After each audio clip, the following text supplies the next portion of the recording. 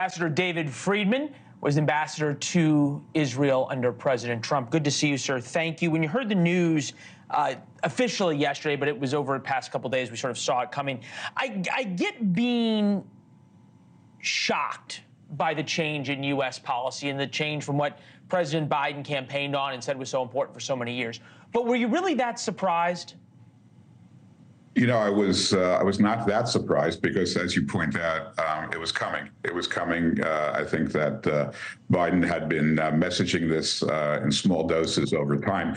What really shocked me was the fact that he knew he was cutting off Israel aid 2 days ago when he gave this speech on Holocaust Remembrance Day. You know, probably the most somber day on the Jewish calendar. And he's talking about the fact that, you know, there'll never be another Holocaust. There'll never be another October 7th. Never again means never again. And while he's saying this, he already knows, but he's concealing it, but he already knows that he's cutting off Israel's ability to end the Hamas war and to defeat these 4 battalions in southern Gaza. So that, because that's not just, you know, politics, which I understand, that's a character flaw that I was really stunned by. You and I have been in Israel. We weren't there together, but we've all been there on Remembrance Day when the sirens all wail and everybody stops no matter where they are. They get out of their cars and they think about what happened to the Jewish people in World War II. And to that extent, there's something different about the Israeli psyche.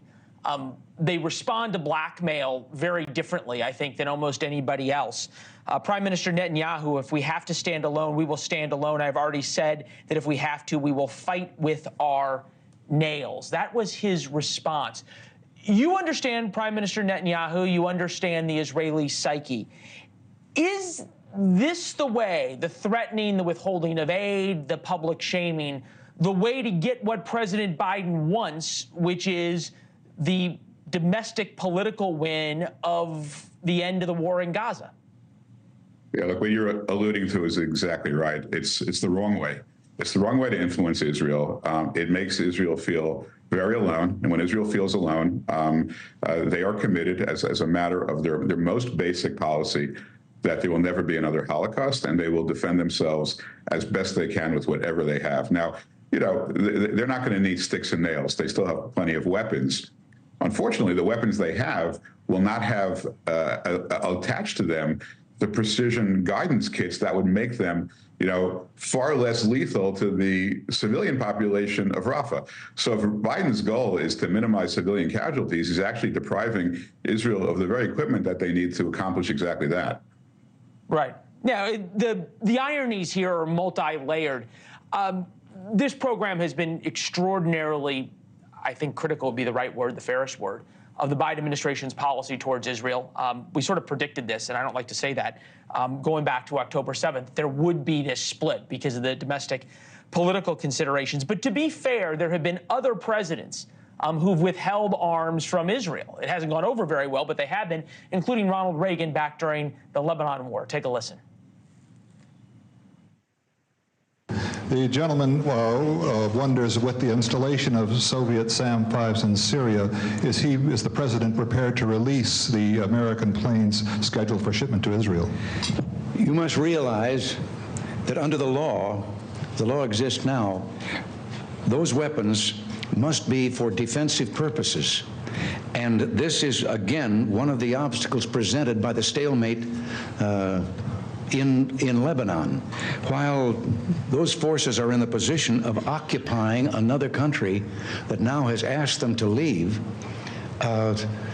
we are forbidden by law to release those planes. And there was ways that Ronald Reagan could have released the planes if he wanted to and declared things in different ways. H.W. Bush famously withheld arms also.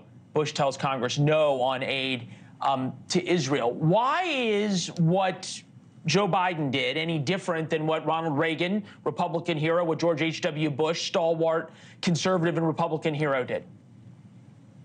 Look, I think in those cases they were, and I'd want to look at it some more, but I think in those cases they were pursuing policies of America's national security interests that they thought were correct. I mean, again, I'd have to go back and look and see, you know, how to best debate those points. But Here I think we're talking about naked politics. I mean, there is no national interest served by Israel not defeating Hamas. Thanks for watching. Go to joinnn.com to find NewsNation on your television provider.